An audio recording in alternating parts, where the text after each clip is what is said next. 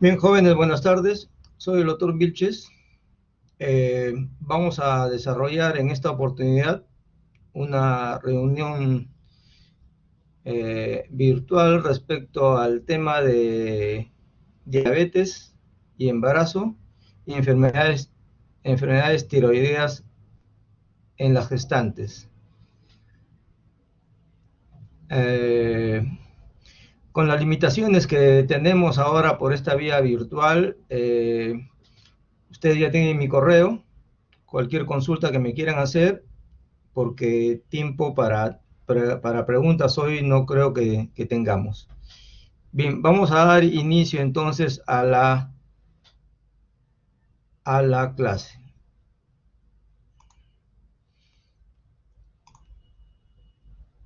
Bien, la primera parte, el primer archivo que quiero compartir con ustedes se refiere a diabetes y embarazo. Eh, Cuando uno revisa el tema, se encuentra con que hay cuestiones previas que es mejor que las aclaremos de un principio, porque si ustedes comienzan a revisar, realmente confunden las terminologías, porque las instituciones referentes especializadas al tema realmente se están poniendo de acuerdo. Entonces yo, en estas primeras diapositivas, quisiera mostrarles algunas cuestiones previas como clasificaciones, cómo se hace tamizaje y algunas cuestiones sobre el tema del diagnóstico. En primer lugar, quisiera que hablemos sobre la clásica clasificación de la diabetes, ¿no? Tipo 1, como ustedes la conocen, tipo 1, tipo 2. La tipo 1, ya sabemos que es la insulino dependiente, que tiene una evolución más larga, ¿sí? La tipo 2, como ustedes ya saben, en medicina muchas veces no lo sabe y tiene una evolución más corta. Y aparte tenemos nosotros a la diabetes gestacional. Lo que aparece abajo en rojo a la izquierda son las instituciones referentes que actualmente se encuentran discutiendo el tema. A la derecha está tanto en inglés como en castellano el nombre de la asociación. La primera es la Asociación Internacional del Grupo de Estudio para Diabetes y Embarazo. La segunda es la ADA, que es la Asociación Americana de Diabetes, y la tercera que es la COG, que es el Colegio Americano de Obstetricia y Ginecología. Estas instituciones es las que realmente se están poniendo de acuerdo, ya cada uno ha expuesto su tema y eso es lo primero que quisiera que aclaremos. Respecto a la diabetes gestacional, vamos a hablar un poquito de algunas definiciones previas, ¿no? Entendamos de que la diabetes es un trastorno del metabolismo, de los carbohidratos, eso ya todos lo sabemos, caracterizada por un déficit absoluto o relativo de la insulina, que va a resultar en un estado de hiperglicemia. Las definiciones previas de diabetes en el embarazo consideran dos tipos, ¿no? La diabetes mellitus pregestacional, que es la menos frecuente, más o menos 10%, y tenemos la otra que se refiere a la diabetes mellitus gestacional, que es la más frecuente, que es el 90%. Lo cierto es que cuando nosotros hablamos de este tema, cualquier definición, ya sea una o ya sea la otra, nosotros tenemos que entender de que la definición debe contener o debe considerar los siguientes parámetros. Tanto aquellas mujeres con diabetes mellitus pregestacional, o sea, aquellas mujeres que ya son diabéticas antes de embarazarse, ya sean tipo 1 o tipo 2, que son diabéticas primero y luego se embarazan. Y también esta definición debe contener a aquellas quienes la diabetes se diagnostica por primera vez durante el embarazo. Es decir, aquella ahora a la cual se le está llamando diabetes mellitus gestacional. Es decir, es aquella mujer que recién es diagnosticada por primera vez durante el embarazo. Sé que confunde un poco, pero si ustedes ya lo leen detenidamente y leen algún artículo, algún libro, se les va a hacer un poquito más fácil poder entender esto, que como vuelvo a repetir, ya los autores mismos están confundidos. Hablemos un poco sobre la diabetes mellitus pregestacional, ¿no? Es decir, aquella mujer que ya es diabética antes de embarazarse. Esta mujer es de dos tipos de diabetes, ¿no? La tipo 1, como ustedes ya saben, que es la que depende de la insulina, y la tipo 2 es la insulino resistente. Entonces, la prevalencia realmente es baja, de 1 en cada 1000 embarazos.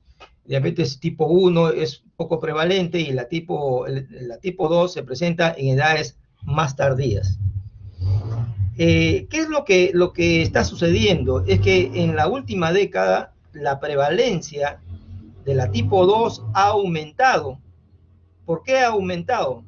Debido al aumento, como ustedes saben, del tema de la obesidad y la planificación de embarazos a edades más tardías. ¿Qué es lo que está sucediendo?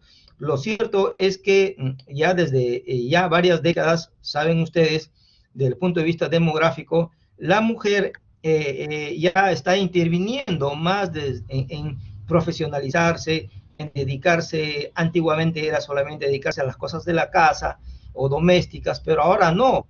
Ahora la mujer también se hace profesional, médico, ingeniera, profesora, asistente social, muchas profesiones. Entonces, ¿qué es lo que sucede? Sucede que llegan a prolongar el tema de su fertilidad, ¿no es cierto? Y como vuelvo a repetir, el tema de la obesidad, las malas costumbres que tenemos para alimentarnos, hace que esta obesidad sea más frecuente a nivel mundial. Entonces, estos dos temas hacen que se englobe mayor cantidad de diagnósticos de lo que estamos hablando. Lo cierto es que el pronóstico del embarazo complicado depende del estadio de la enfermedad, ¿no? Principalmente la presencia y la magnitud del daño vascular. Ustedes saben por sus conocimientos previos de medicina, es que al final, ¿qué acarrea la diabetes? La diabetes lo que acarrea es un daño vascular. Entonces, mientras mayor daño exista el daño vascular, por supuesto que las consecuencias van a ser peores. Entonces, lo que nos va a marcar el paso es esto, el tema del daño vascular. Ahora, el tema de las malformaciones fetales, pues va a depender de aquellas personas profesionales que estamos dedicados a controlar, ojalá desde antes de embarazarse, embarazo y por supuesto ya en el control prenatal. Bien, la diabetes mellitus gestacional, si queremos definirla con una definición, digamos que actualizada, sería de la siguiente manera, y lo voy a decir literal para ubicarnos en este contexto, ¿no? ¿A qué se refiere con la diabetes mellitus gestacional? Se refiere obviamente a cualquier grado de intolerancia a la glucosa, con inicio, ¿no? O primer reconocimiento en el embarazo. O sea, ya sea que inicia o primer reconocimiento en el embarazo. Y esto va a ser independiente del tipo de tratamiento, es decir, si requiera o no requiera de insulina. Esa es la primera condición para que esté bien definida. Lo otro, que ya es una aclaración, es que con la nueva propuesta de la Asociación Internacional del Grupo de Estudio de Diabetes e Embarazo, ahí están sus siglas, que las expliqué en la primera diapositiva, se establece una nueva terminología que diferencia a la diabetes gestacional propiamente dicha de la diabetes manifiesta, es decir, la diabetes previa al embarazo, pero que no se reconocía hasta entonces. Es decir, aquí interviene una buena masa de población que no se había reconocido como diabética, recién se diagnostica en el embarazo. Abajo están las fuentes, arriba están las citas 1 y 2, y abajo están las fuentes por si desean ustedes aclarar la terminología y definir bien las cosas que, como vuelvo a repetir, a cualquiera lo confunden, ¿sí? Yo les sugiero que lean las fuentes para que nos quede más claro estas definiciones. Pero ahora, ¿cómo podemos nosotros interpretar? ¿Cómo nosotros interpretamos la diapositiva anterior? Quiero hacerles esta mención. Cuando se dice independiente del tipo de tratamiento que requiere, se está refiriendo obviamente a lo que ya dije, ¿no? Independiente si requiere o no requiere de insulina. Esa es una aclaración. La otra aclaración, para que se pueda interpretar adecuadamente, es que cuando dice diabetes manifiesta, es decir, diabetes previa al embarazo, pero no reconocida hasta entonces. A eso se refiere, ¿sí? Se refiere entonces a que no puede incluir un pequeño grupo de diabetes mellitus pregestacional a quienes no se les había hecho el diagnóstico. ¿Por qué? Porque recién son descubiertas. ¿Por qué? Porque ni ellas mismas lo sabían. El diagnóstico está acá, a la izquierda está la fuente, el clásico test de O'Sullivan para hacer un screening, que usa 50 gramos de glucosa y se mide a la hora, ¿no? Y hay valores del rango límite. Y la otra es la que se hace una sobrecarga oral, no con 50, sino con 100. Y para diagnosticar aparecen acá los valores que se toman a la hora, a las 2 horas y a las 3 horas. También tómense su tiempo para estudiar esto, porque deliberadamente los libros y las revistas hablan de uno y el otro, pero ustedes deben tener claro que hay de las dos maneras y hasta hay una tercera todavía. A la izquierda y a la derecha, a la izquierda están los criterios de diagnóstico para diabetes manifiesta en el embarazo, ¿sí?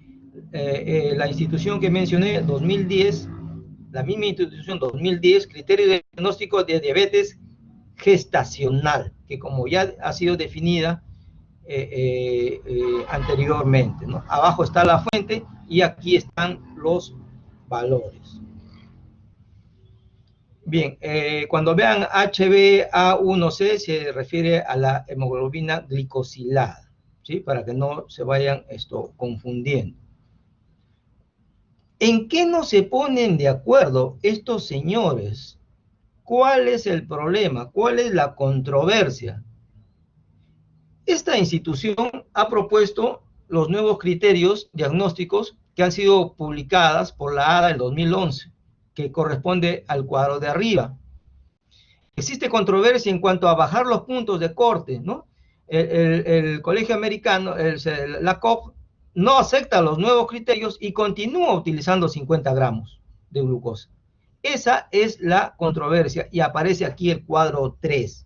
En eso siguen discutiéndolo todavía y la verdad es que ellos son los llamados a ponerse de acuerdo para que no nos sigan confundiendo. Entonces, 75 o 100. Ahí está el tema, ¿no? La discusión. Se les aclara aquí, yo tengo que avanzar un poco porque la verdad es que los dos temas son amplios para solamente los 100 minutos que tengo de reunión con ustedes. Hay alguna pregunta que de todas maneras hay que contestarla, ¿no? Abajo está la fuente. La pregunta es, ¿cuál es la relación entre la hiperglicemia y el desenlace adverso obstétrico? Cuando nos referimos al desenlace obstétrico adverso, nos referimos a la madre y por supuesto al feto y al recién nacido. Engloba todo. Lo que tenemos que tener claro es que el riesgo se va a incrementar en función de la glicemia y que quede claro, esta es la edad gestacional donde nosotros tenemos que tener más cuidado entre las 24 y las 28 semanas, ¿no? Y estos resultados han dado lugar a reconsiderar cuidadosamente los criterios que hasta ahora siguen discutiendo. Pero este es el tema, entre las 24 y 28 semanas en cualquier protocolo, guía mundial, las peruanas,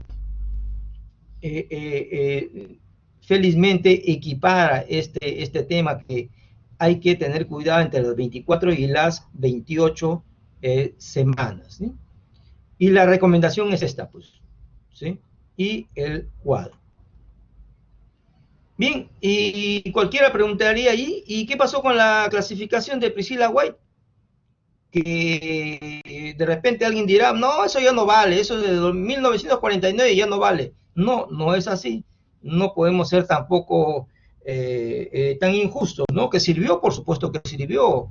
Y siempre vamos a tener que seguir enseñando esta clasificación, porque lo cierto es que en medicina, ustedes ya poco a poco se van a ir dando cuenta que en muy raros casos se dice, esto ya no vale, y a partir de ahora esto sí vale. En medicina no es así, porque como siempre le trato de decir a los alumnos, lo cierto es que lo que creemos que es ciencia, en cuanto a la medicina, no todo es ciencia, tiene que ver también el tema del arte, y por supuesto que las evidencias sirven, sí, pero no podemos sacar así de refilón, no podemos sacar a esta clasificación que tanto ha servido. De todas maneras, es bueno que ustedes sepan que es pronóstica, o mejor dicho, ha sido usada como pronóstico. ¿Por qué? ¿Por qué? Porque esta clasificación tiene en cuenta la edad de la aparición de la diabetes. Y como nosotros sabemos, tratándose de una enfermedad crónica, tratándose de una enfermedad de larga data, porque no es una cosa aguda, ¿sí? La aguda puede ser la cetoacidosis, pero eso ya es un evento, ya una complicación de la enfermedad. Esta es una enfermedad crónica, de larga data, de larga evolución. Por lo tanto, esta clasificación de Priscilla White, que a veces la quieren ningunear, lo cierto es que considera esta cronicidad y considera además la presencia o no de lesiones típicas de la diabetes. ¿Cuál es la importancia de esta clasificación? Y debemos de reconocerla, es que establece relación directa entre riesgos y severidad. Es decir, riesgos, severidad y la cronicidad de la diabetes. Define los riesgos, las conductas y permite inclusive anticipar el impacto del daño de la diabetes que va a tener sobre el feto y sobre la madre.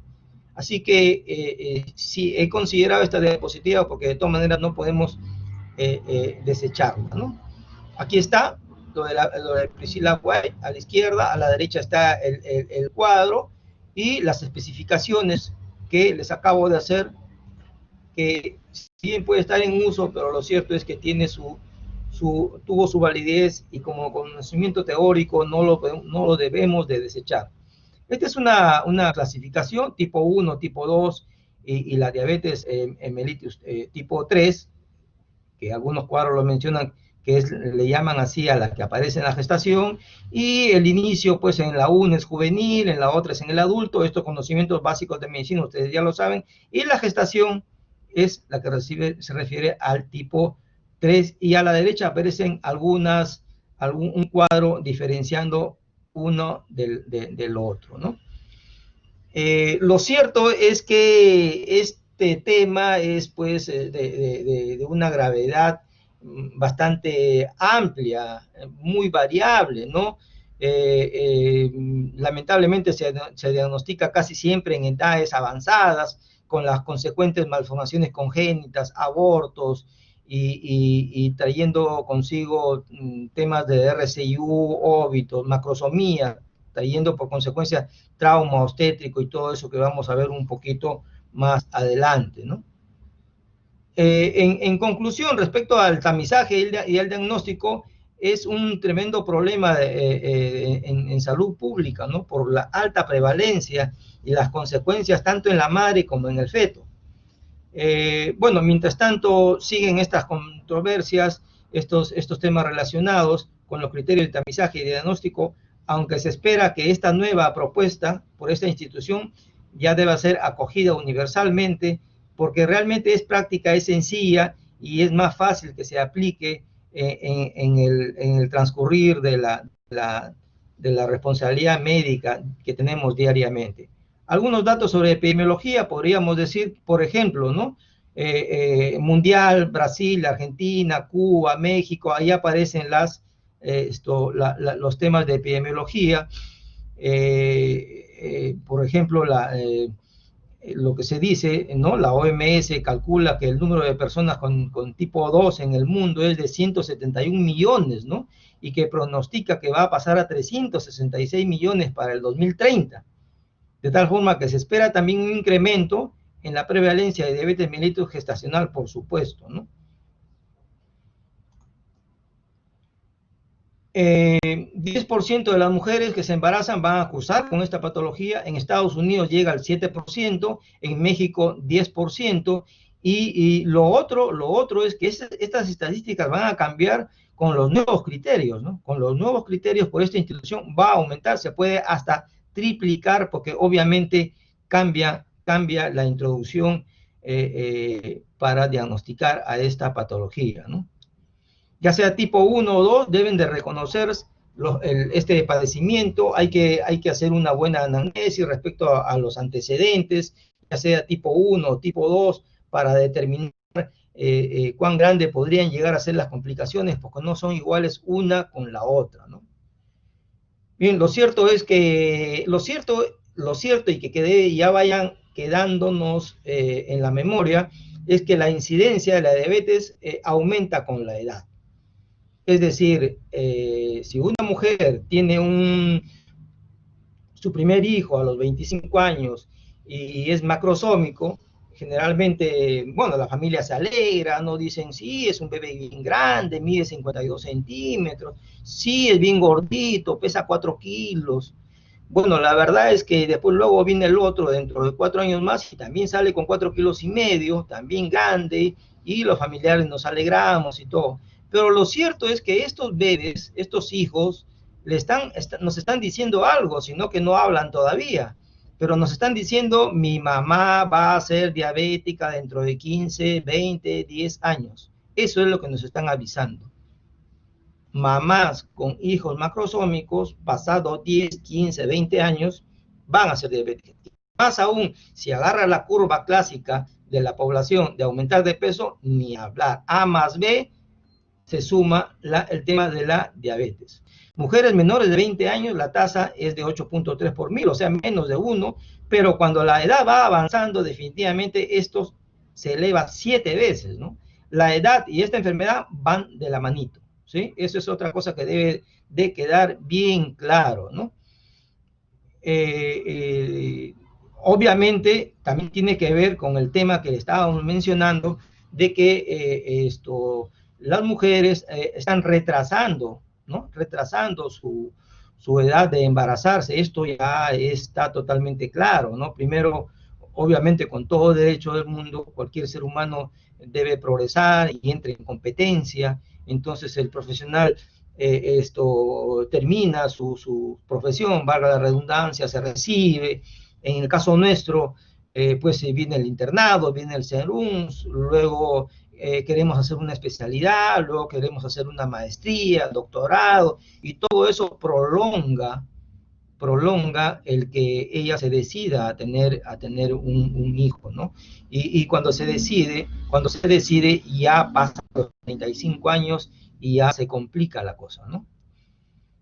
Como dice acá, ¿no? Los hijos macrosómicos van anunciando que su madre será diabética. Eso es lo que es un concepto que me gustaría que ustedes esto se les vaya quedando grabado, ¿no? Cada generación posterior aumenta el riesgo. De tal manera que si ustedes están frente a una mujer que es conocida como diabética o tiene factores para ser diabética, ya debemos de irle diciendo, por ejemplo, ¿no? Si es una señora que tiene 32 años y ya tiene 2 hijos y tiene esta enfermedad, decirle, señora, ya es momento de que paremos la mano, señora, ya tiene usted 2 hijos, felizmente, gracias a Dios, sanos, pero ya usted, y uno le pregunta, ¿cuánto pesabas? Pesaba 60, ¿y ahora cuánto pesa? 80. ¿Cuántos años ha pasado? 13. Entonces va sumando, como decía, A más B más C. Entonces esta mujer, cuando se vuelve a embarazar por tercera vez, ya nos va a traer problemas. Esa es una de las cosas que deberíamos de aconsejar, ¿no? Respecto a factores de riesgo, ya son conocidos y ya más o menos los he mencionado: la familia, el sobrepeso, óbito previo, macrosómicos, la edad, por supuesto, ¿no? Por supuesto que ya también ha sido mencionado.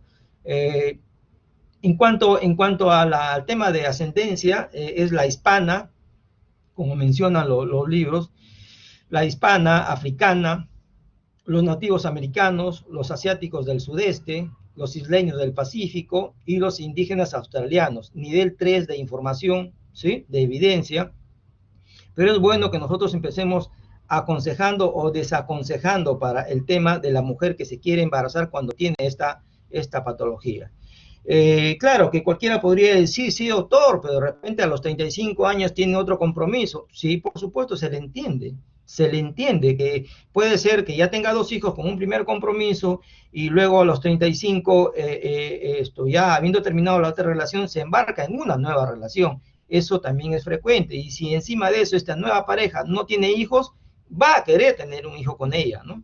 Entonces, sí, está bien, podemos asumir el reto, pero empecemos con un buen control antes de que salga embarazada.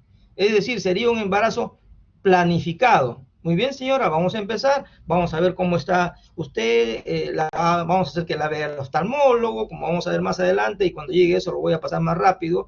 Que lo vea el oftalmólogo, que lo vea el neurólogo, que visite al nutricionista, al cardiólogo, y con el endocrino tratar de estabilizar a la mujer y empezar a controlarla en forma adecuada. Tampoco habría que ver, ¿no? Porque ella está en todo su derecho de querer tener uno o más hijos, ¿no? Bien, aquí hay varios conocimientos respecto al tema de la cuestión teórica, de cómo es el metabolismo de los carbohidratos. Lo cierto es que en un embarazo normal se va a caracterizar por una hipoglicemia leve en ayunas, aumenta postprandial y también hay una hiperinsulinemia, ¿no? Después de una comida va a haber hiperglicemia, hiperinsulinemia prolongada y mayor supresión del glucagón. Esto lo explica aquí en los cuadros de la derecha. También debe de quedar claro, para ir fijando conceptos, que es pues un estado de resistencia a la insulina, ¿sí? Eso es lo que ocurre normalmente en embarazo, pero acá en la diabetes ocurre más. O sea, esta resistencia se hace más manifiesta, ¿no? Lo otro es que la sensibilidad a la insulina en el embarazo normal tardío es de 30 a 70% más baja que de las mujeres no embarazadas. También para que vayamos captando el tema de cuestiones teóricas, ¿no?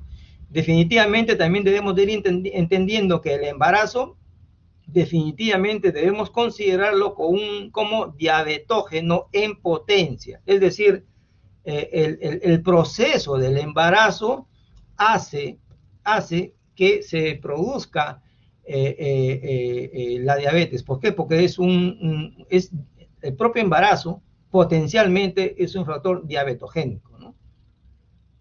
Obviamente aquí tiene que ver pues con mucha importancia el tema hormonal, estrógenos y progesterona, y no solamente eso, como vamos a ver, ¿no? Tiene que ver la somatomamotropina coriónica, la prolactina, el cortisol, el concepto que ya mencioné, el concepto de la resistencia a la insulina. Esto se va a traducir finalmente en cierta dificultad de la madre para utilizar la glucosa postprandial, a pesar de que ella tiene insulina en buena cantidad circulante, ¿no? También no se confundan, ya existe en el embarazo una resistencia a la insulina y se va a incrementar, ¿no? Además, también es cierto que se demuestra una alteración en la sensibilidad a la insulina. También son conceptos que ya debemos de ir captando.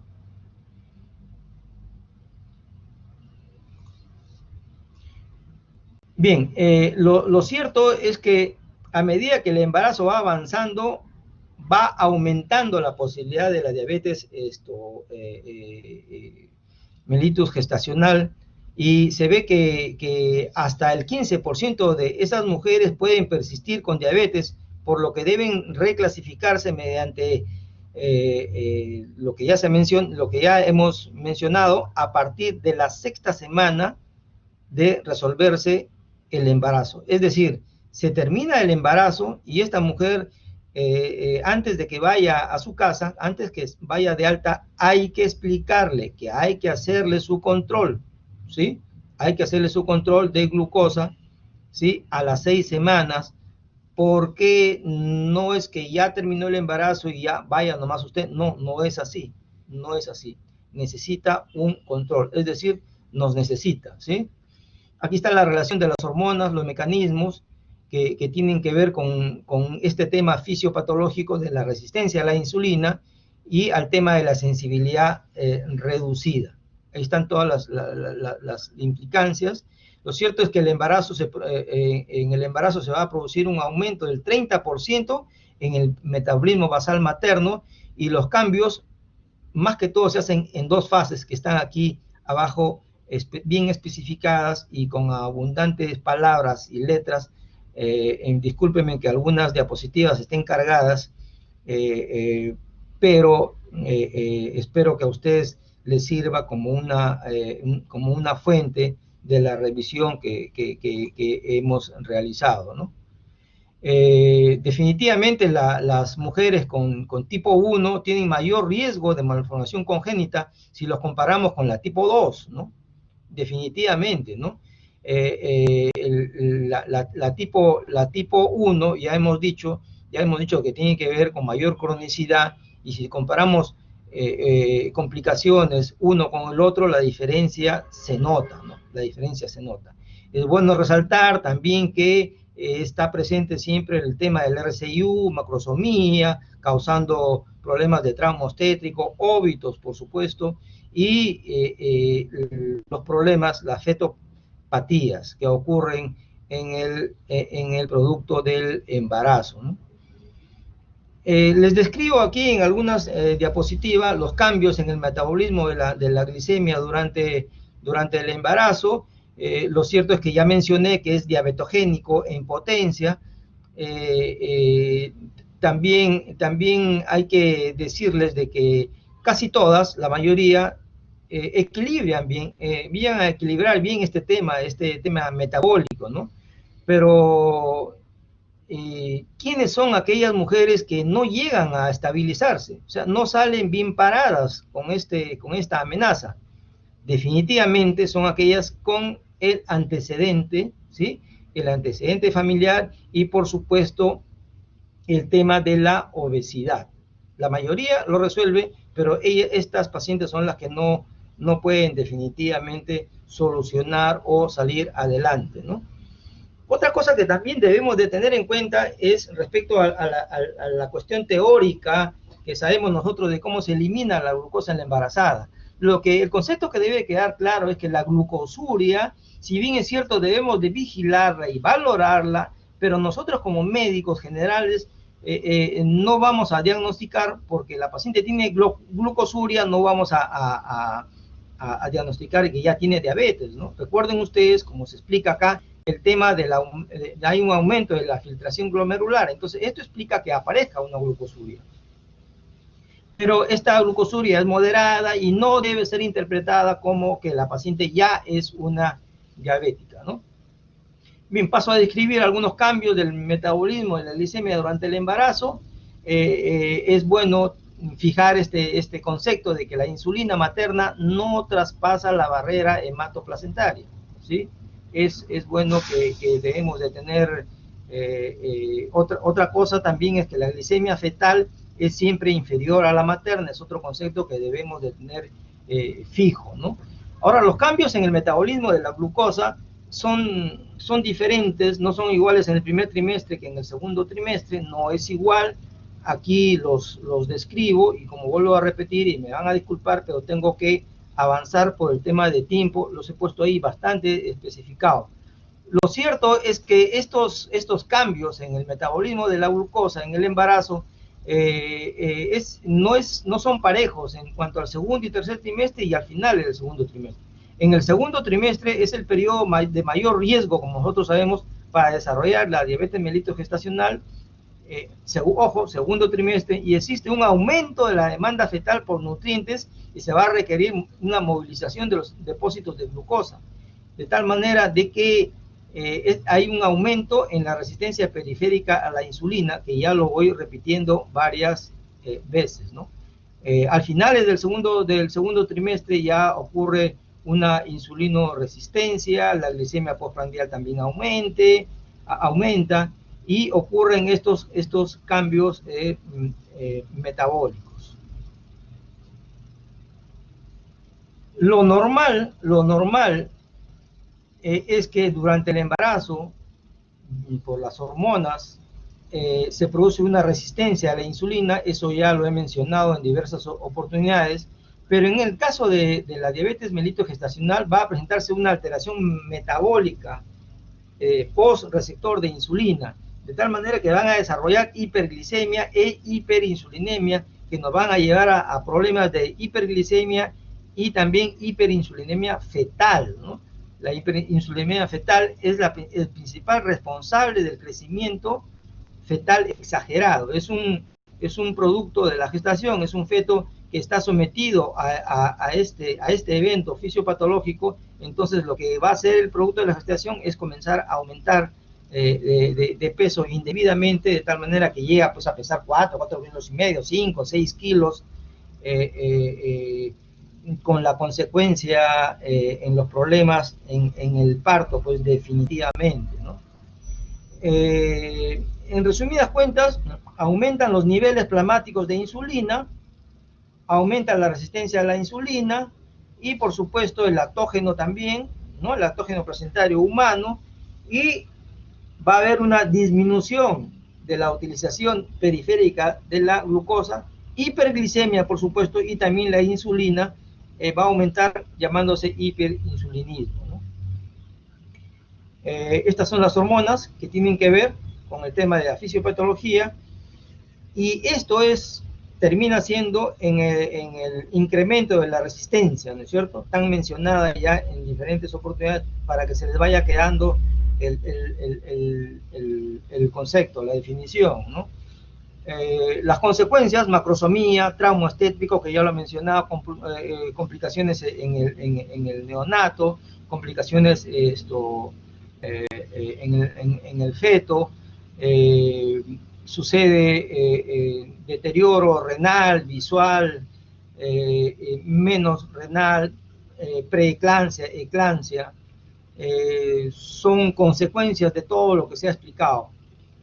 Bebés grandes, bebés que se mueren, DPP como causa también de óbito, y por supuesto como consecuencia también de asociación entre preeclampsia y diabetes, causando la muerte fetal, y por qué no hasta muerte de la madre si se provoca un HPP, que es un tema que ya lo hemos abordado. Por supuesto que también es más frecuente que tenga infecciones urinarias, vulvitis. Ahora, la otra pregunta es: ¿cuál es la acción del embarazo sobre la diabetes? Aquí lo explico definitivamente con bastantes palabras, para que les sirva a ustedes como una fuente teórica, ¿no?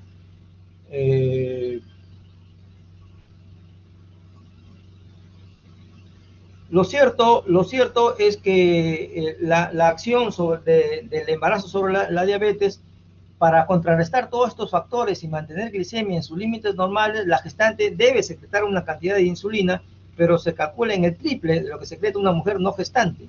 Y las consecuencias clínicas, pues, agravan la diabetes ya existente, se agrava la diabetes clínica, y comienzan a haber las lesiones vasculares, ¿no? Aquí nos explica bien la raya punteada, que es el tema de la insulina durante el embarazo, y lo que ocurre en la diabetes gestacional. Ven ustedes el cambio entre un pico y el otro, ¿no? Esto también ya he mencionado, ¿no? Este es un cuadro resumen de la fisiopatología. Esto ya ha sido explicado en las diapositivas anteriores. Vamos al tema que tiene que ver con el médico general bien formado que queremos lograr, ¿no? Los objetivos, ¿cuáles son? Cuando estamos empezando a trabajar en una evaluación preconcepcional, y lo que debemos de hacer es programar el embarazo y ver el tema de los controles prenatales, ¿no?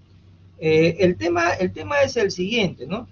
Lo que nosotros debemos de propugnar, aconsejar, es que la paciente tenga a cargo una evaluación preconcepcional. ¿A cargo de quién? A cargo, por supuesto, del médico familiar, del médico integral, del médico general bien formado, está en toda la capacidad para hacer una evaluación preconcepcional.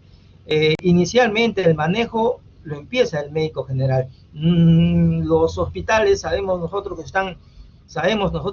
los temas de recursos que tenemos, ustedes ya están metidos en este sistema de salud con todas sus deficiencias, y si llenamos esto de pacientes a los hospitales para que lo manejen los especialistas, realmente sería un tremendo problema. Esta evaluación inicial, esta evaluación preconcepcional, ustedes la pueden hacer definitivamente porque tienen todos los conocimientos para hacerlo, ¿no? El tema, pueden evaluar un fondo de ojo, la función renal, vamos a investigar que si tiene infección urinaria para tratarla, vamos a ver cómo está el tema del peso, a controlar su estado metabólico y decirle pues que si quiere embarazarse, vamos a programarlo en unos 3 o 4 meses, y ahí me da tiempo para aconsejarla, para evaluarla, y fíjense ustedes la importancia que tiene de hacerlo antes. Esta hemoglobina glicosilada, que a la izquierda están sus valores, aquí me sirve antes de, porque la hemoglobina glicosilada me va a servir para saber los valores de la glucosa durante los 2-3 meses antes. Yo no voy a poder hacer el control prenatal con hemoglobina glicosilada. Cuando ya la mujer está embarazada, ya tiene 20-30 semanas, ya no me va a servir de nada la hemoglobina glicosilada. Pero en este momento sí me va a servir. Es decir, cuando le llega la paciente al médico general y le dice, doctor, quiero embarazarme, ahí empieza el tema. Empiezan a investigar la hemoglobina glicosilada, porque ahí sí le sirve. Ahí sí le sirve. Hay que tener en cuenta que preeclampsia y diabetes van de la mano, ¿sí?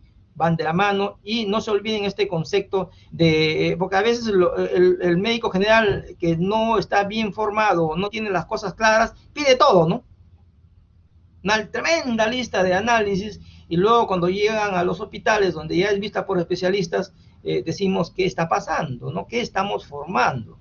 Entonces, por favor, jóvenes, mi consejo va hacia eso, ¿no? Cuando pidamos un análisis hay que saber por qué lo pido, y la hemoglobina glicosilada me sirve antes de, para el control, para la programación, inclusive podría servirme para las primeras semanas de embarazo, pero más allá ya no me sirve, estaría perdiendo el tiempo, y empieza pues el tema de comenzar a darle el ácido fólico, comenzamos a cambiar estilos de vida, decirle que si fuma deje de fumar, si usa estatinas que las deje de usar, si es hipertensa tratar de manejarla. Ojo, ya se suma diabetes más hipertensión, son 2 patologías que pueden terminar más una preeclampsia sobreañadida y nos va a malograr todo el tema. Estas cosas lo debe de saber, la paciente tiene que saber sus riesgos. Eso es lo que siempre ya se le hemos llamado el ex artis, ¿no? Le devolvemos el riesgo. Señor, ¿usted quiere embarazarse? Sí. Muy bien, señora, sus riesgos son los siguientes. Eso ella lo tiene que saber, porque cuando las cosas no salgan bien, generalmente le echan la culpa a nosotros, a los médicos, y la verdad es que no es así, porque los riesgos no son nuestros, ¿no? Los riesgos son de ella, la obesidad la tiene ella, el antecedente lo tiene ella, entonces ella tiene que saber sus riesgos. Los controles prenatales ya sabemos cómo son, ya hay clases sobre eso. En el primer control ahí sí me podría servir esto, pero más allá no. Ya le hicimos el fondo de ojo, ya le hemos evaluado neurológicamente. No olviden, entre las 11 y las 13 semanas, la ecografía genética, ¿no?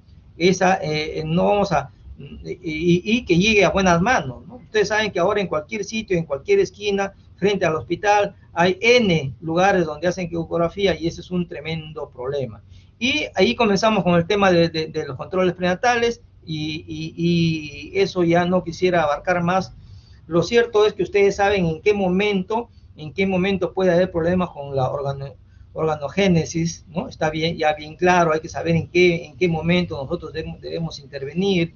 Estos conceptos nosotros los debemos de tener bien claro.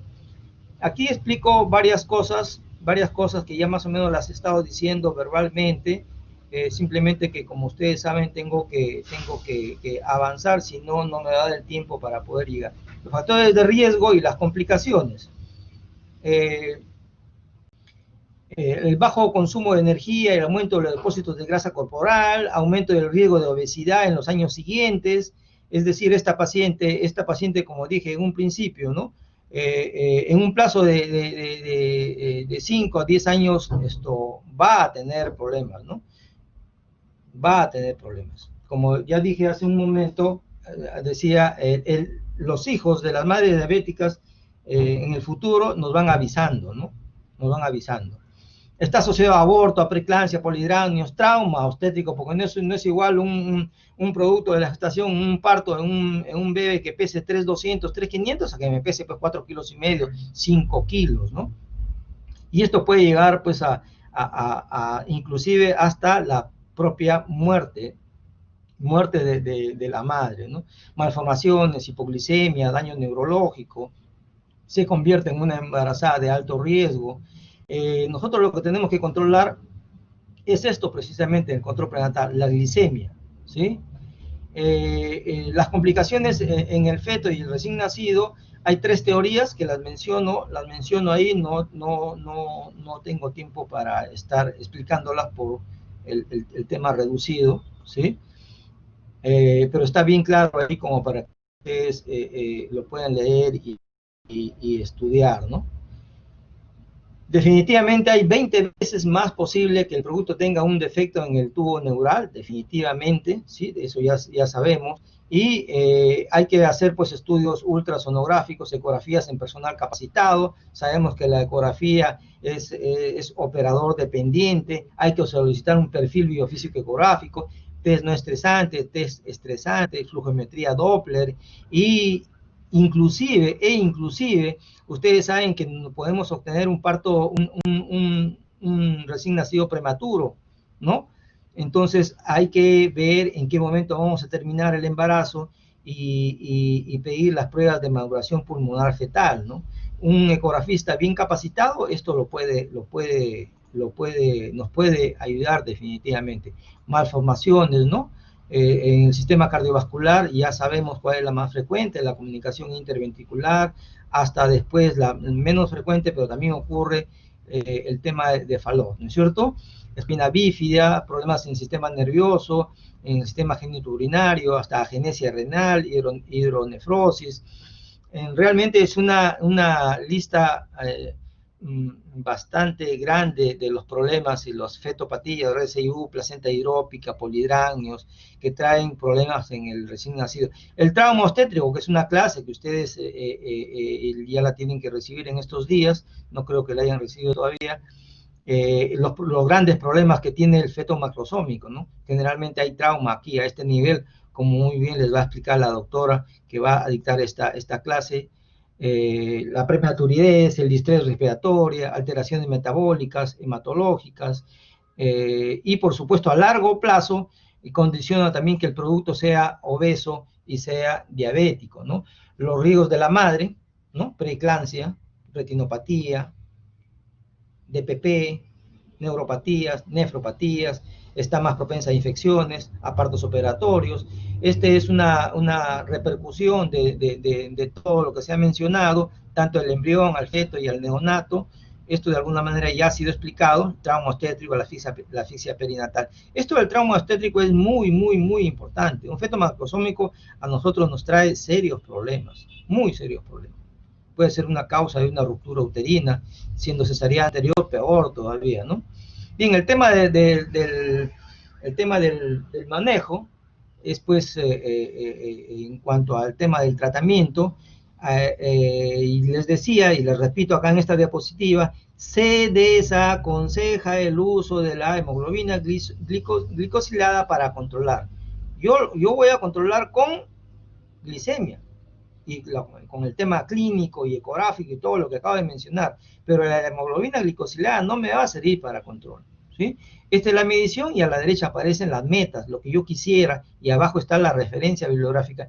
El tratamiento no solamente es eso, sino también el tema de actividad física, el tema de si es que es necesario la insulina, si es que voy a usar los fármacos orales, qué dieta, tengo que ayudarme con un endocrino, con un endocrinólogo, con un nutricionista, tengo que definitivamente ayudarme con estos profesionales, ¿no? El manejo debe ser oportuno, debe ser especializado y debe ser integral, por supuesto, integral. Lo que no se vería bien es que desde un principio el médico general no haga nada, ¿no? Eso no está bien. Como vuelvo a repetir, yo estoy completamente seguro que por todos los cursos que llevamos en medicina, como médicos generales sí estamos en capacidad de por lo menos iniciar el tema, iniciar el manejo, darle una consejería, inclusive si está en el borde todavía dentro de lo que podemos manejar, lo podríamos manejar y hacer la referencia a un centro de mayor capacidad resolutiva cuando sea necesario, ¿no? Los objetivos metabólicos, ¿sí? El tratamiento, restricción de carbohidratos, el tema de si vamos a decidir si manejamos la insulina, cómo lo vamos a manejar, cuáles son los valores, cómo vamos a determinar. No es tan fácil, hay que esto ya generalmente requiere un manejo especializado, pero mientras la paciente nosotros la tengamos estable en el control prenatal, podemos seguirla controlando. Va mi consejo a que este tipo de pacientes en un centro periférico, en un centro de salud, si ustedes tienen paciente haciendo sus serums, esta paciente tienen que manejarla ustedes, por favor, jóvenes. Esto sí se les aconseja, o sea, ¿quién va a poder determinar la complicación? Es precisamente el médico, ¿no? Otro grupo ocupacional no lo va a hacer definitivamente bien.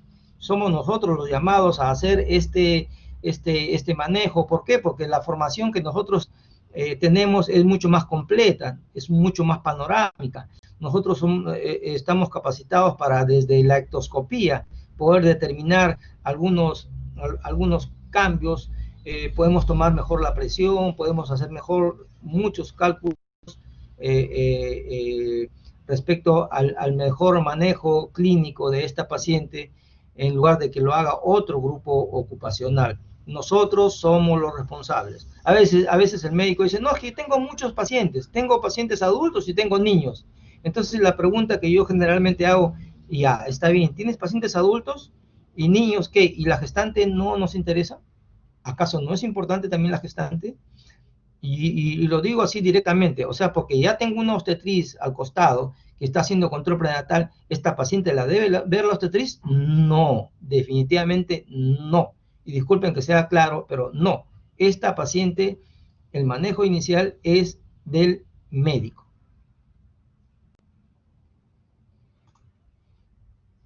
Bien, nos ayudamos pues con el nutricionista y vamos a decidir el tema de la insulina, que está especificado aquí, la dosis, cómo usarla, cuántas veces, si usamos o no metformina y levenclamida, este tema de los hipoglicemiantes orales, deben considerarse alternativas a la insulina por su costo, efectividad y seguridad. Es bueno también que lo sepan, cómo vamos a manejar, cómo vamos a hacer el manejo farmacológico, el tema de la insulina, cuáles son las ventajas, cuáles son las desventajas de cada una de este tratamiento, cómo vamos a manejar, a qué dosis, cuando tenga cuánto, ¿sí? En qué trimestre. Generalmente esto ya requiere de un tratamiento especializado, pero de todas maneras ustedes deben de tener los conocimientos básicos de esto. Las metas, estas son las metas, ¿sí? 92, 95, que sean menos de esto, ¿sí? Estas son las metas generalmente.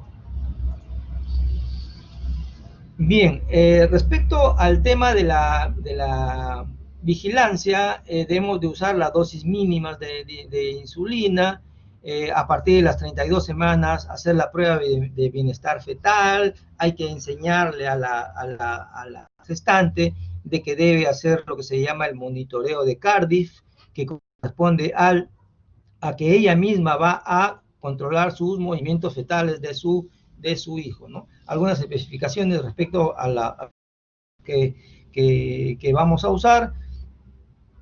Lo cierto es que no existe, diferencias entre los resultados perinatales de pacientes tratadas con hipoglucemiantes orales e insulina. Disminuye el riesgo de aborto espontáneo. ¿Sí? Algunas especificaciones sobre la glibenclamida y algunas especificaciones sobre los hipoglucemiantes orales. ¿Qué hacemos con la paciente que ya dio a luz? ¿Qué hacemos con la vía del parto? Debe privilegiarse el parto vaginal, pero si estamos frente a un feto macrosómico, se debe de preferir una cesárea antes de entregar a un bebé con traumatismo o antes de exponernos a un problema obstétrico con la madre, ¿no? ¿En qué momento interrumpir? Eso también es una cuestión de que se debe de comenzar a analizar en qué momento interrumpir, para la cual es necesario que nosotros tengamos una vigilancia, ¿no? Cuándo interrumpir, a qué dosis de insulina estoy, cómo está ese bebé, cómo está la mamá, los cuidados postparto. Obviamente esta paciente, si ya tiene dos, si este es el tercer hijo, debemos de hablarle sobre metodología anticonceptiva, de preferencia una ligadura de trompa, si ya se va por su tercer hijo, ¿sí? Definitivamente hay que ver también pues el tema de la lactancia materna, en los cuidados del puerperio. Ya mencioné que hay que hacerle sus controles en la glicemia y siempre aconsejarlas a que ya no debe embarazarse, porque recordemos que si se somete a otro embarazo o otro parto, la cosa se nos va a complicar. Esas serían las recomendaciones. En cuanto al puerperio, voy a compartir el otro archivo.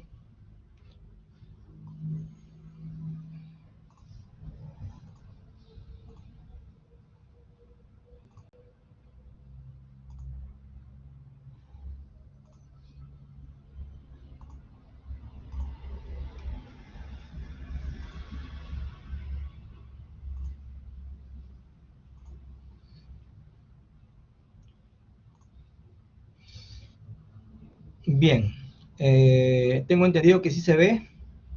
Bien, vamos a seguir entonces. La segunda parte se refiere a las enfermedades tiroideas en el embarazo.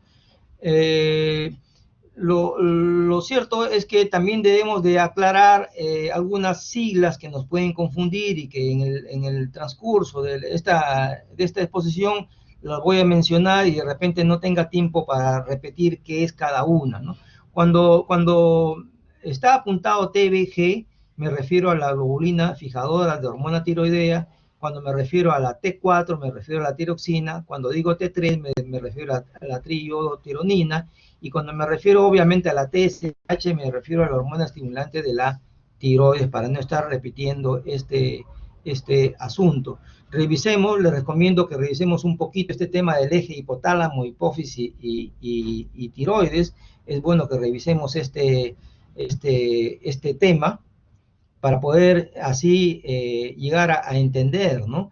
Lo cierto es que este tema de T3 y T4 y el tema de tiroides está relacionado directamente a los órganos que aparecen ahí en pantalla, ¿no? Definitivamente, pues la tiroides y T3 y T4 tiene que ver definitivamente con el tema del cerebro y la función del sistema nervioso central, porque como vamos a ver cuando se presenta el hipotiroidismo, tenemos precisamente a niños pues con este problema de retardo mental, por lo menos, ¿no? ¿Tiene que ver con el corazón? Por supuesto, claro que sí, tiene que ver con el tema de la frecuencia cardíaca, la contracción cardíaca, con el hígado, con el tema de la del tema del funcionamiento del intestino, y por qué no músculo esquelético también, definitivamente. Entonces, que estamos hablando de una glándula importante, definitivamente estamos hablando de una glándula importante, porque tiene que ver con todos estos órganos, ¿no? Algo de epidemiología está bien ahí apuntado, y avanzo.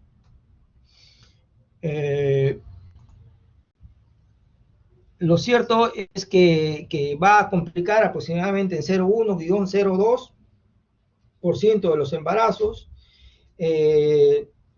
La frecuencia de los malos resultados por un problema de tirotoxicosis materna va a ser, pues, parto prematuro, muerte fetal, insuficiencia cardíaca congestiva en las madres tratadas.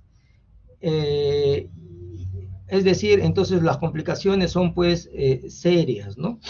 Si ustedes revisan un poquito, cuando me refiero a la globulina fijadora de la tiroides, aumenta en el embarazo debido al incremento de los estrógenos, ocasionando un aumento del 50% de la tirosina total, es decir, de T4, ¿no?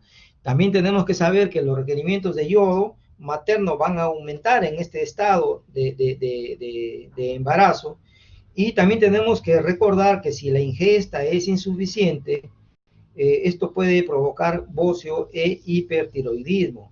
Les hago recordar de que hay, si bien a nosotros se nos llama países en desarrollo, ¿no? Para diferenciarnos de los países desarrollados, pero les hago recordar que hay zonas geográficas en el mundo donde hay demasiada pobreza, y realmente tienen ellos el gran problema de la baja o nula ingesta de yodo, ¿no? Entonces, para ellos es un tremendo problema, ¿no? También es bueno que vayamos fijando esta definición, este concepto fisiopatológico del HCG. El HCG, que tiene que ver obviamente con el embarazo, también es bueno saber que también por lo homólogo tiene que ver con las hormonas tiroideas. Por eso es que, como voy a desarrollar más adelante, el tema de la hiperemesis gravídica y todas esas cositas, ¿no? Esta hormona, la HCG, es estructuralmente similar, parecida a la TSH. Por eso es que en el primer trimestre esta HCG va a estimular la producción del T4 libre, y por eso es que cuando nosotros tenemos una paciente con hiperemesis gravídica, le estamos dando el tratamiento habitual y nuestra paciente no mejora, tenemos que pedirle su perfil tiroideo, porque si bien es cierto, podría ser transitorio, como vamos a ver, sí, puede ser transitorio, pero también nosotros tenemos que descartar que no sea un problema realmente de hipertiroidismo, ¿no? Lo cierto es que aumenta un poquito anatómicamente el tamaño de esta glándula, ¿no? Aumenta también la depuración de yodo y las síntesis hepáticas del TBG, que ya expliqué qué cosa es. T3 y T4 van a mantener la fracción libre sin los cambios. El metabolismo basal, definitivamente, pues en el embarazo, como ustedes ya saben por sus temas de fisiología, el metabolismo basal está definitivamente aumentado, ¿no? ¿Cómo es el tema del transporte de las hormonas tiroideas? T3 y T4 van a circular en sangre unidas a proteínas plasmáticas. Solo una pequeña parte de ellas van a estar no unidas o libres, ¿sí? Ese es un concepto bastante importante. También hay algo que debemos fijar, es que las hormonas tiroideas son transportadas por 3 diferentes proteínas. Son 3. La TBG, que ya he mencionado qué cosa es lo que significa, la albúmina y la transtiretina. Estas son las 3 hormonas tiroideas que están inmiscuidas en el tema del transporte, ¿no? La TBG es la que aparece en pequeñas cantidades, pero es la que tiene mayor afinidad con las hormonas tiroideas, y por lo tanto se resalta su importancia. ¿Cuáles son los efectos del desarrollo fetal? Lo cierto, lo definitivo y lo clásico que debemos tener nosotros es que antes de que el feto desarrolle su propia función en su tiroides, independientemente, su desarrollo neural temprano va a depender de las hormonas, inicialmente de las hormonas que vienen de su madre, ¿no? Eso debe de quedar bien. Y que aparece en el feto humano recién a las 11 semanas. Después hay un cambio entre las 15 y las 18, luego entre las 24 y 28, y las cifras de T4 alcanzan un máximo recién a las 35, 34 semanas. Es necesario resaltar que en el hipotiroidismo congénito da por resultado cretinismo, que es un tremendo problema, obviamente para el niño que lo padece, para sus padres, y por qué no para el país, ¿no? Porque imagínense ustedes a cómo estamos y ahora y encima llenarnos de más población con problemas de retardo mental y todas estas cosas nos complican como país. Hay un tema de retraso mental, un tema de enanismo y de cretinismo, así que esto no nos conviene a nadie, ¿no? Nuevamente resalto el HCG, ¿sí? Resalto y lo repito varias veces para que vayan calando, HCG y el tema de la hiperemesis gravídica, siempre nosotros debemos de pensar en esto, ¿no? Aquí están lo que la OMS recomienda en cuanto a la ingesta diaria de yodo. Ahí está, en adultos, en embarazadas, en niños, la cantidad de que se debe de ingerir, ¿sí? Los cambios en la economía tiroidea son muy importantes y está ligado al tema del yodo, ¿no? Y otro concepto que tenemos que tener claro es que, a diferencia de la patología anterior, es decir, de la diabetes, acá en los temas de tiroides, están relacionados definitivamente a un tema autoinmune. Es decir, cuando nosotros pretendamos estudiar a una gestante con un problema tiroideo, debemos de tener fijo de que está relacionado a un problema autoinmune, ¿sí? Ese es otro concepto que debemos de tenerlo bastante claro. HCG y tiroides, una vez más, cuando tengamos un embarazo molar, ¿sí? Cuando tengamos un embarazo molar, cuando tengamos un coriocarcinoma, ¿sí? Y cuando tengamos por lo menos una hiperemesis gravídica, nosotros tenemos que estar pendientes, porque nosotros tenemos que pensar en una forma inteligente. Por eso es que vuelvo a repetir, este tipo de pacientes es para nosotros, es para los médicos. Ustedes cuando estén en sus serums van a llegar y de repente ya hay ahí personal ya que tiene más años que ustedes y a veces se cree que porque si tiene más años no necesariamente es que sepa más, porque es una profesión que no le corresponde ver a este tipo de pacientes. Para eso estamos nosotros los médicos. Este tipo de patologías tiene que ser evaluadas por el médico porque tenemos, como vuelvo a repetir, una visión más panorámica. Fijen ese tema de HCG y tiroides, por favor. Definitivamente el yodo está inmiscuido en este asunto. Los cambios fisiológicos están relacionados al embarazo, pueden afectar definitivamente la economía de la tiroides, ¿no? Y ya sabemos las consecuencias cuando la tiroides no está funcionando. Son muchos órganos en los cuales nos va a traer problemas. El metabolismo del yodo es fundamental. Si bien es cierto en lo que la gran mayoría de gente que conoce Lima y muchas veces se puede pensar que Lima es el Perú y la verdad es que no es así. Es bueno pues que nosotros como médicos en alguna oportunidad de nuestras vidas hagamos este servicio rural, urbano marginal, sepamos que hay lugares donde realmente hay bastante deficiencia alimentaria y todas estas cosas, pero hay otras zonas en el mundo que es peor todavía. Así que el tema del yodo es muy importante. Ya sabemos que este yodo está inmiscuido, está incluido en la sal, pero como le vuelvo a repetir, hay países que tienen aún esta tremenda deficiencia de yodo y como vamos a ver es la principal causa como vamos a ver, de estas patologías tiroideas, ¿no? Lo cierto es que cuando se trata de que interactuemos entre madre, placenta y feto, el paso transplacentario de las hormonas tiroideas en mínimas cantidades durante las primeras semanas de gestación resulta importante durante la embriogénesis. Nosotros decíamos hace un momento de que recién el feto comienza a tener este funcionamiento a las 11 semanas. Pero antes de las 11 semanas ya empezó el tema de la embriogénesis. Entonces, esas pequeñas cantidades de hormonas tiroideas que le llegan de la madre son muy importantes para este tema. Los valores, ¿sí? Los valores normales de TSH,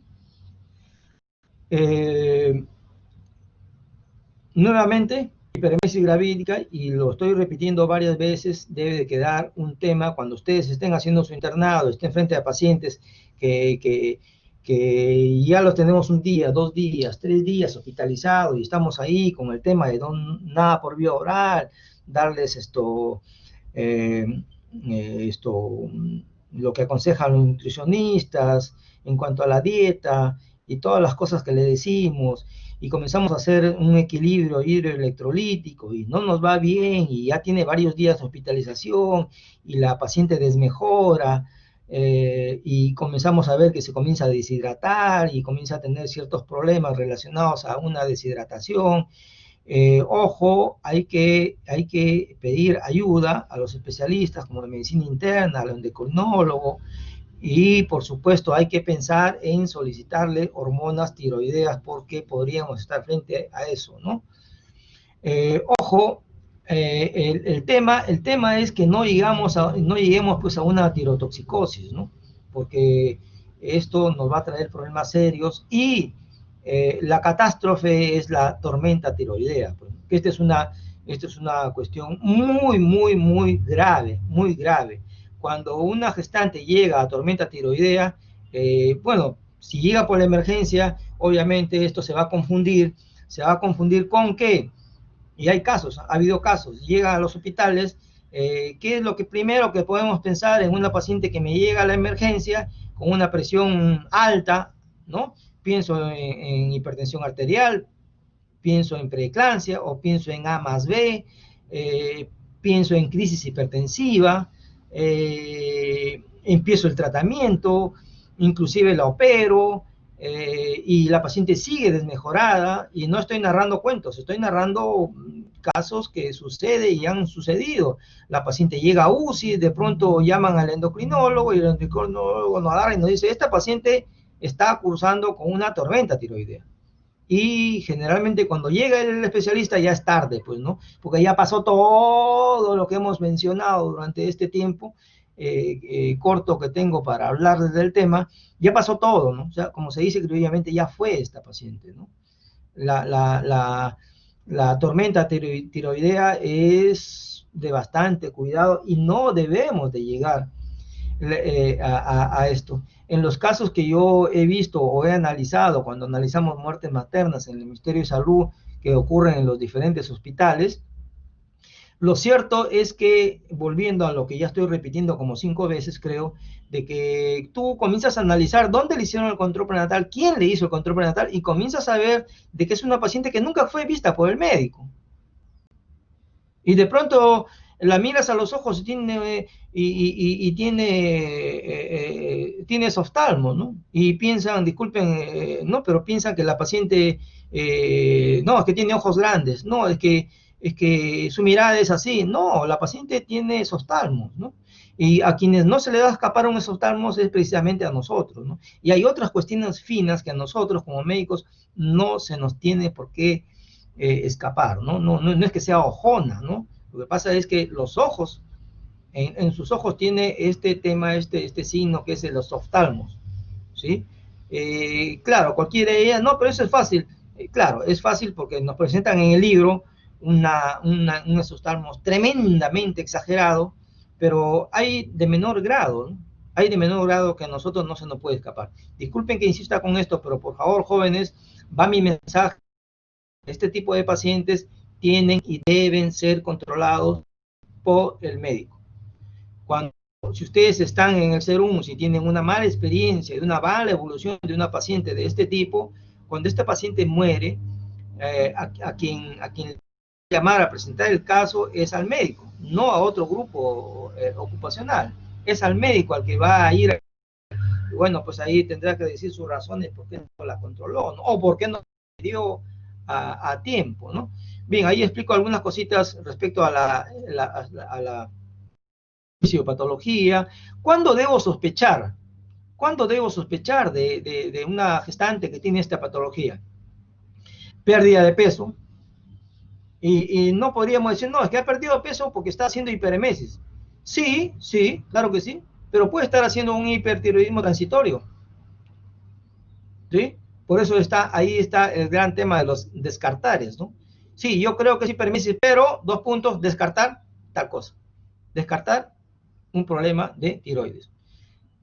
Pérdida de peso, nerviosismo, palpitaciones, ¿sí? Taquicardia, temblor, ¿no? Acuérdense de ese examen que le ponemos una mano, una hoja de papel encima de la mano y el papel comienza a temblar, ¿no? Es un temblor fino, ¿no?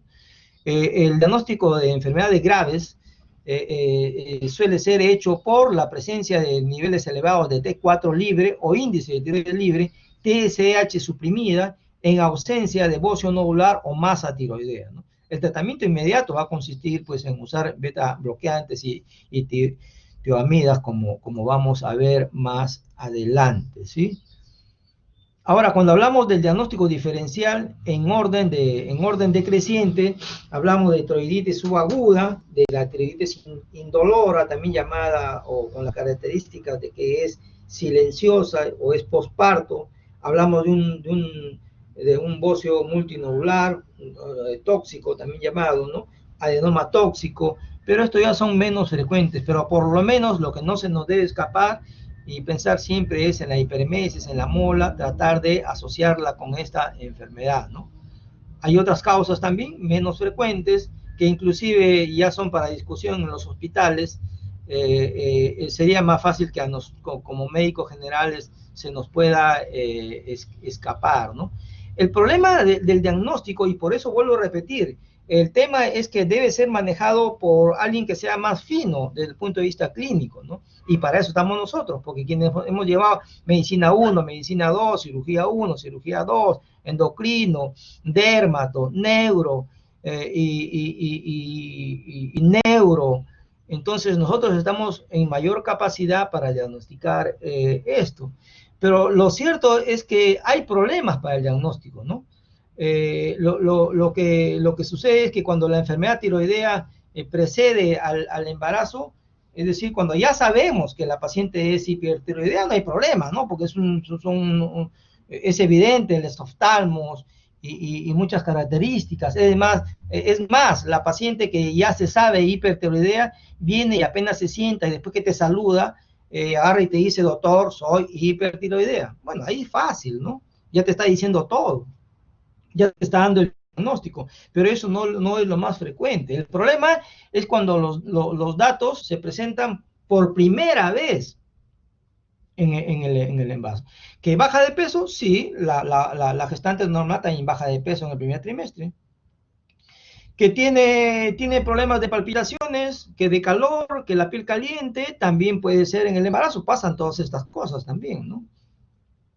Entonces, pero ya la presencia pues, de bocio, oftalmo, debilidad muscular, sobre todo proximal, taquicardia, pérdida de peso, que nos puede narrar que está comiendo, digamos que bien, pero no mejora en el tema de su peso, ¿no? Entonces, esto nos hace pensar si somos finos y tenemos la capacidad para escuchar a la paciente y examinarla bien, sobre todo ectoscópicamente desde que ingresa al consultorio, nosotros ya podemos estar estableciendo el diagnóstico. No olviden, tratando de hacer una buena anamnesis, ¿no?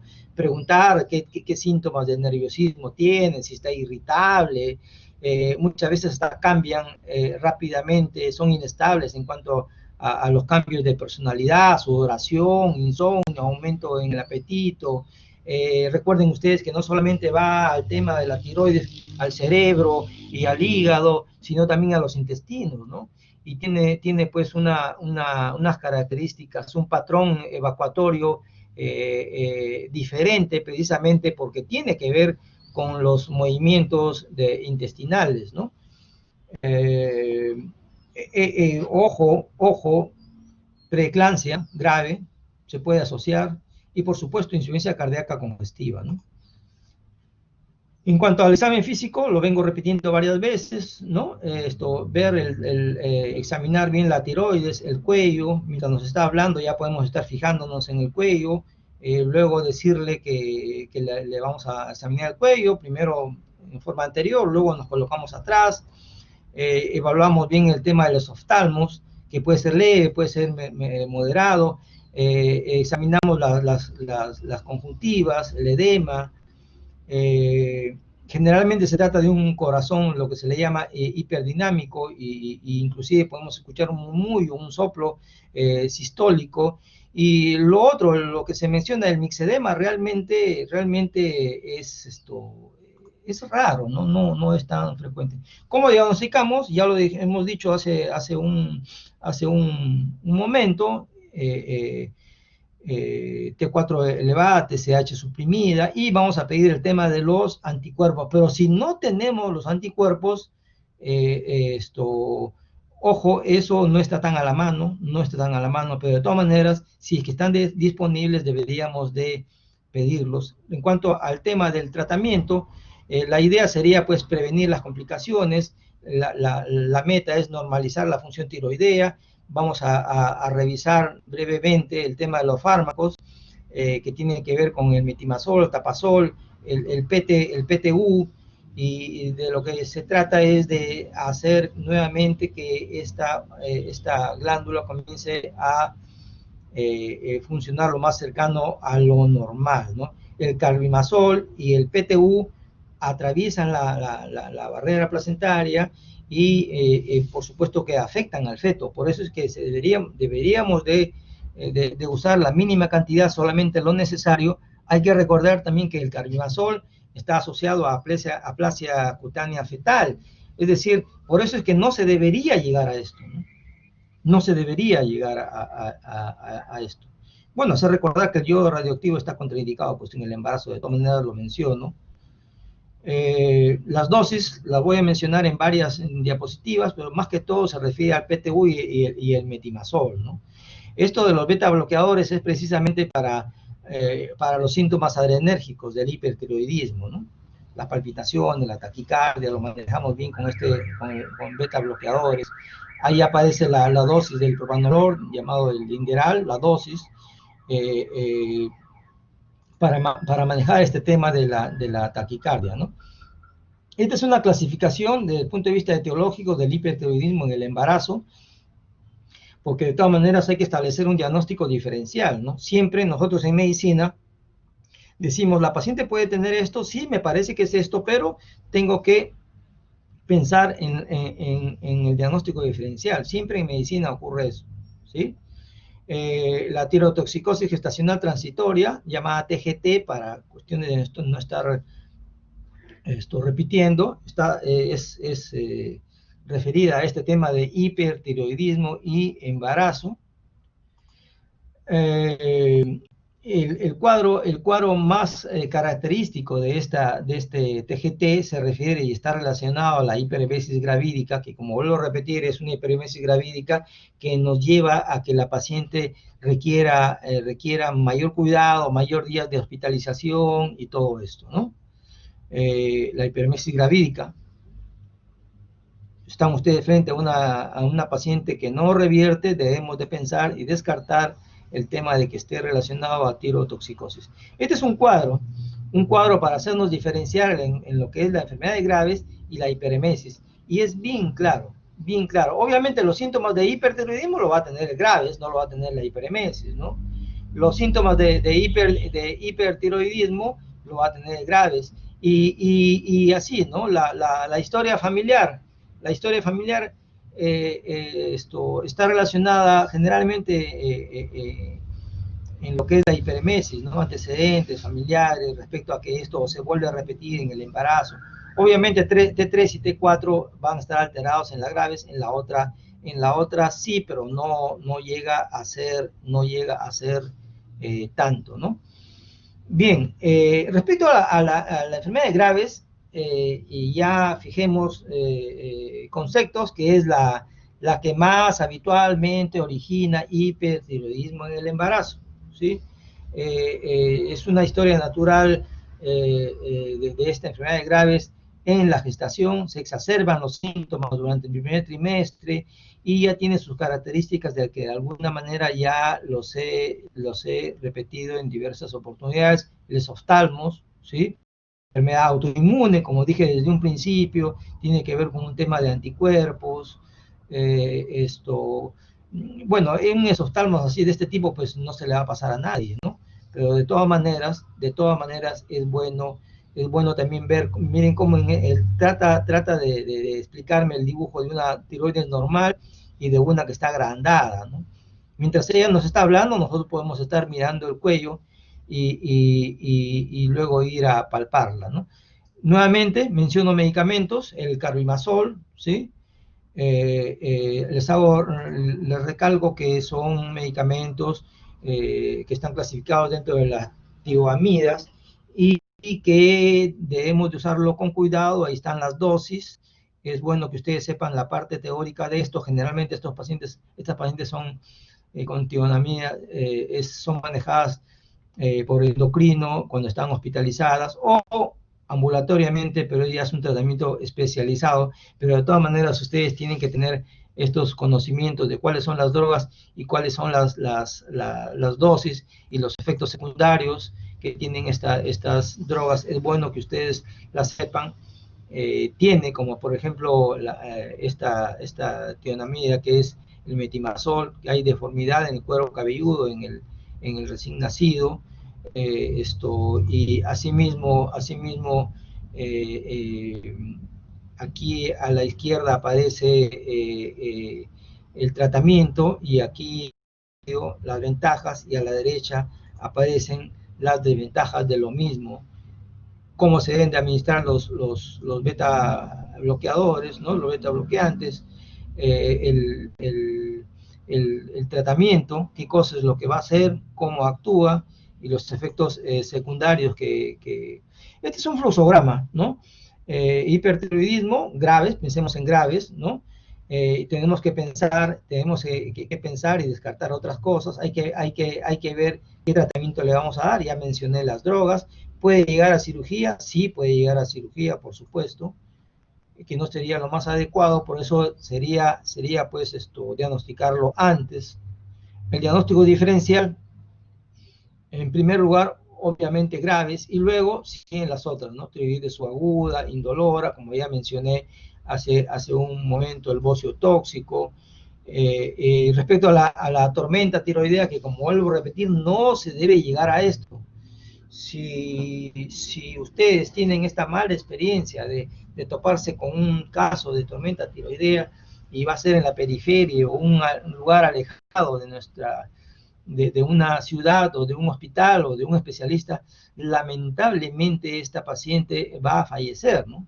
Por eso, como les vuelvo a repetir una vez más, control prenatal de las patologías obstétricas le corresponde al médico. Sí, pero de repente a ella no le gusta. Bueno, pues aquí, ¿qué tratamos? ¿Que gustarle a quién? ¿O pretendemos que el beneficio de la paciente? Obviamente es el beneficio de la paciente, porque como vuelvo a repetir, si ocurriera algún desenlace fatal, cuando se presenta el caso y cuando nos piden cuentas, es al médico, ¿sí? Así que es mejor que la veas. Y la veas y en realidad muchas veces el médico serumista, cuando estamos en la época de ser médicos serumistas y estamos lejos de un lugar donde mayor capacidad resolutiva, nos convertimos en referidores, ¿no? Y me parece bien, ¿no? Porque eso es lo que tenemos que hacer. Lo importante es que uno se dé cuenta y podamos referir a tiempo. Pero ¿cómo vas a referir a tiempo si nunca viste a la paciente, ¿no? Va mi recomendación, jóvenes, disculpen que insista, pero eso es para el médico. qué es lo que tiene esta paciente con tormenta tiroidea? Definitivamente, pues es una paciente con una emergencia, ¿no? En una emergencia obstétrica, tiene un riesgo de falla cardíaca, tiene fiebre, su estatus mental cambia, convulsiona, tiene náuseas, vómitos, diarreas, arritmia cardíaca, estupor, puede llegar a coma, ¿no? Entonces, si sumamos todo esto, pues definitivamente una tormenta tiroidea en una periferia, en un lugar alejado de un especialista, esta paciente es candidata definitivamente a perder la vida, ¿no? Ahí está el tratamiento, ¿sí? El tratamiento que, como digo, generalmente llegan tarde. Ahí están los medicamentos, debo avanzar, disculpen ustedes. Oxígeno, fluidos, reemplazo electrolítico, bajar la fiebre, tratar con PTU o metimazol, corticoides, fenobarbital, beta bloqueadores. Realmente es una emergencia, ¿no? Hay que tener un acceso endovenoso y requiere de una atención, por supuesto, especializada, ¿no? Las complicaciones fetales, ya las hemos mencionado, problemas en el feto de hipotiroidismo,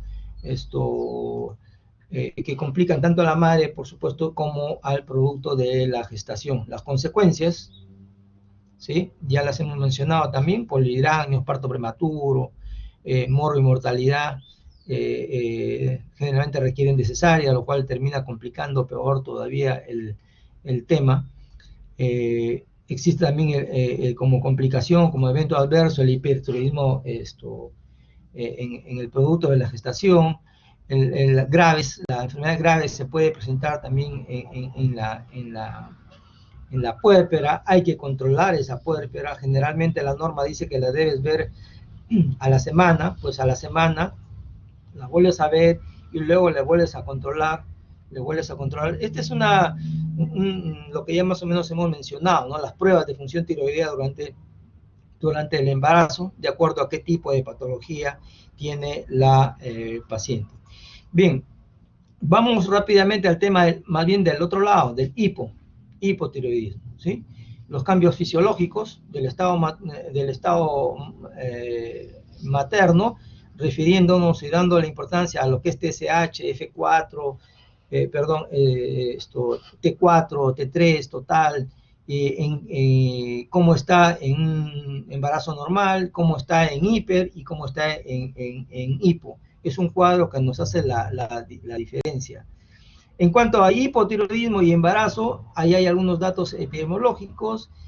La mayoría, como dije desde un principio, tiene que ver con un tema autoinmune, y si es severo, el reemplazo inadecuado resulta en infertilidad, aborto espontáneo, preeclampsia, muerte fetal. Recordemos nosotros la relación entre hipotiroidismo y el tema de infertilidad. Eso es lo que debemos de tener bien en cuenta.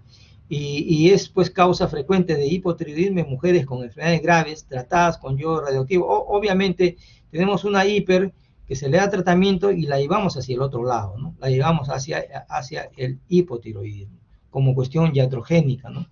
La cuestión epidemiológica la menciono ahí, y hay que recordar que la causa más frecuente de hipotiroidismo en el embarazo es la tiroiditis crónica autoinmune en áreas con suficiente suficiencia de yodo, y la causa en el mundo más frecuente de hipo es el embarazo con deficiencia de yodo, que, como vuelvo a repetir, hay zonas geográficas que sucede esto, ¿no? El tema es desde la preconcepción, el tema abarca el embarazo y por supuesto el posparto, ¿no? Con un tema de una disfunción tiroidea materna, inclusive con hemorragia, ¿no? Lo otro es el tema de los cuadros subclínicos, que definitivamente hacen más difícil este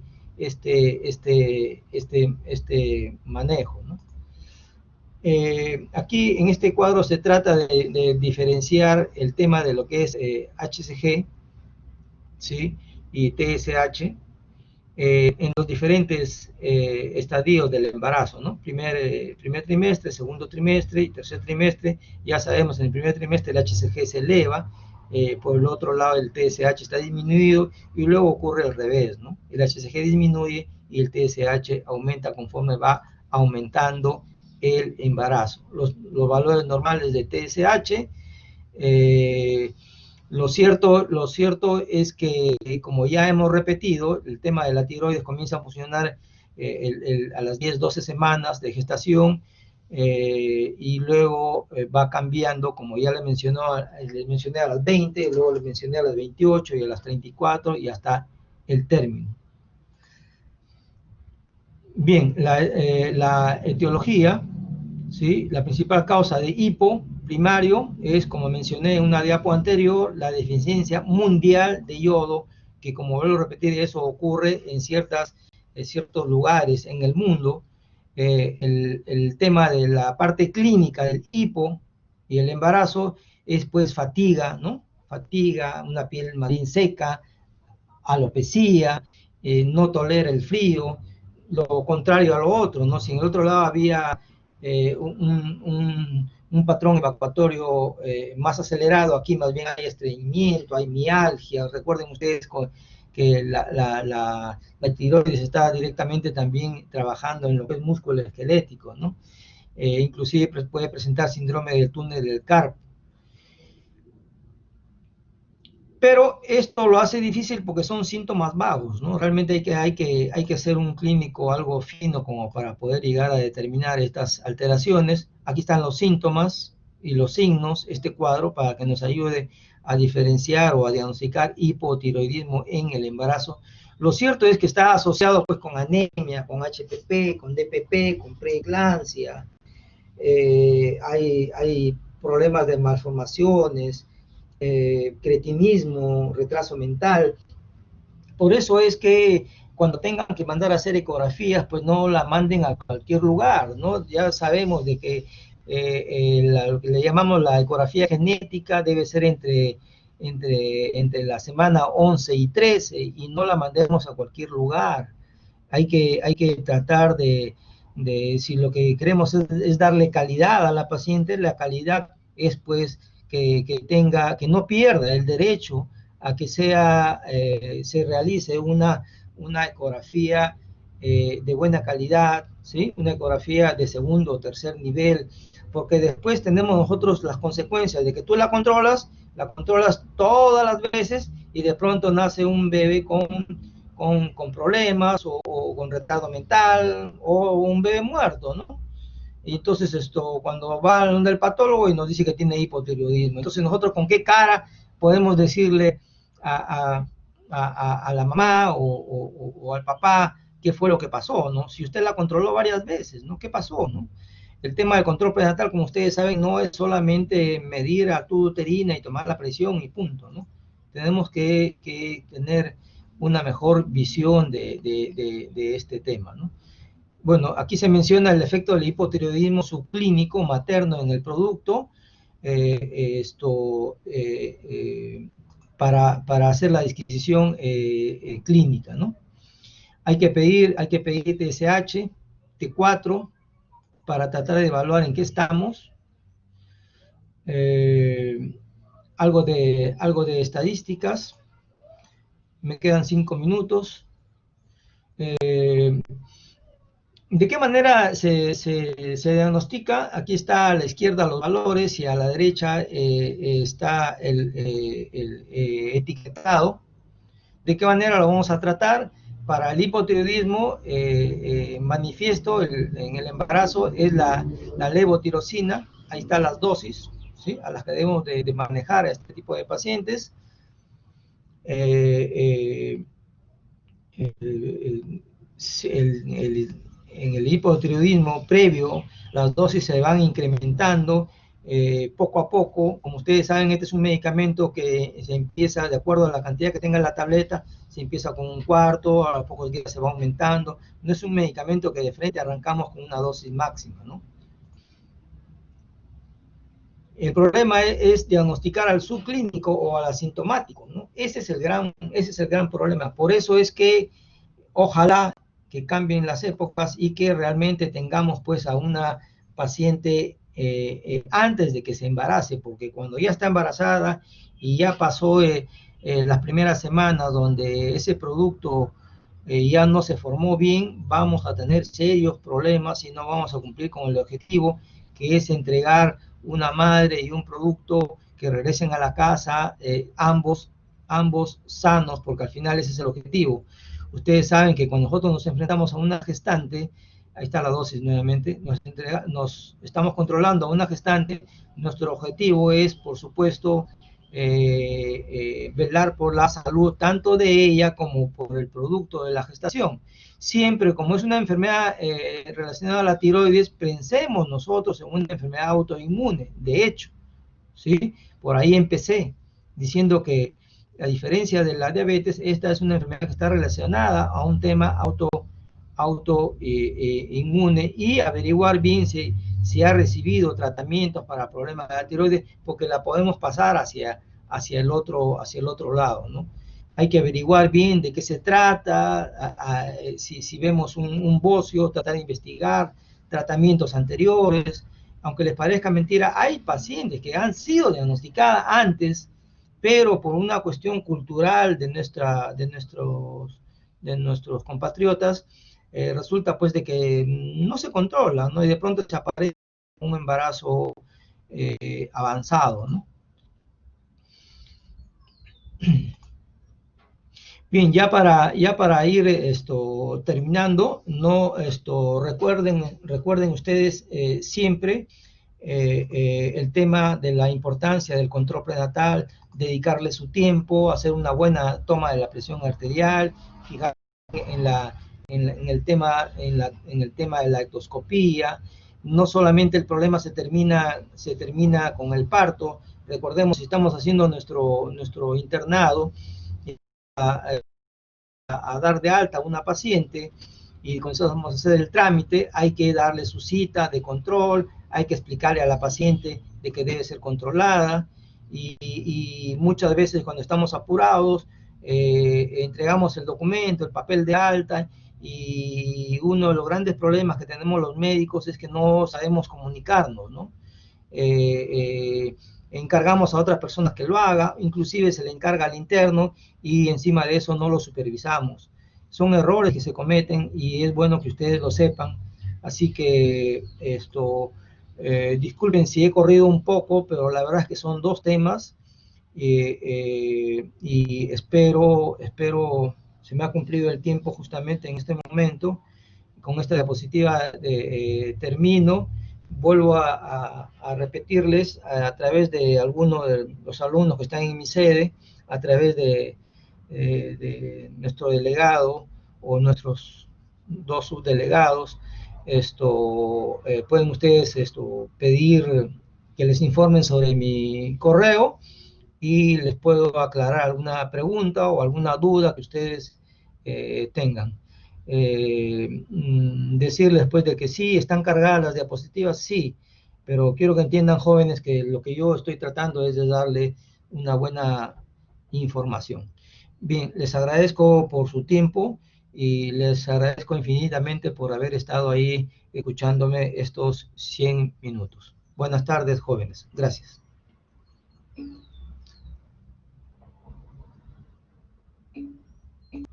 Gracias.